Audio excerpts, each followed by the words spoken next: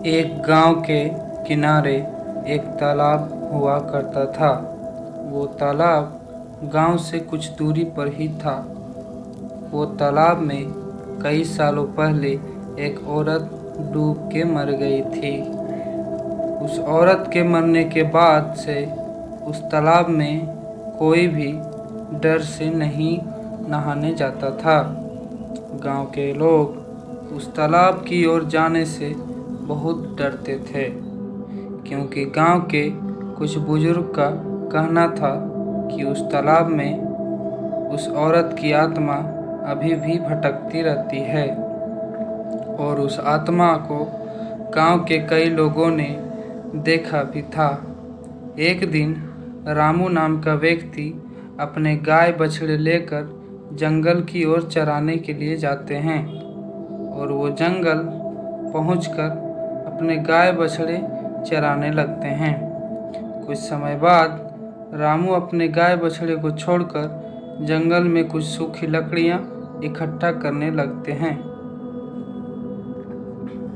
लकड़ियां इकट्ठा करते करते रामू का ध्यान गायों से हट जाता है और एक गाय चरते चरते कुछ दूर तालाब की ओर जाने लगता है। वो तालाब जंगल के करीब में ही था। अचानक रामू अपने गायों को देखता है तो वो देखता है कि उसका एक गाय चरते चरते तालाब की ओर जाने लगा था। रामू पूरा डर जाता है और अपने गाय को वापस बुलाने का बहुत ही प्रयास करता है। रामू कुछ दूर दौड़कर जाता भी है, अपने गाय को बुलाने का पूरा प्रयास करता है, लेकिन उसका गाय वापस लौटकर नहीं आता। गाय तालाब के पास चल जाता है और रामू बहुत ही घबरा जाता है। रामू अपनी बाकी गाय और बछड़े को लेकर गांव की ओर वापस लौट जाता है, क्योंकि कुछ समय के बाद ही अंधेरा होने वाला था। रामू रोते हुए अपने गाय को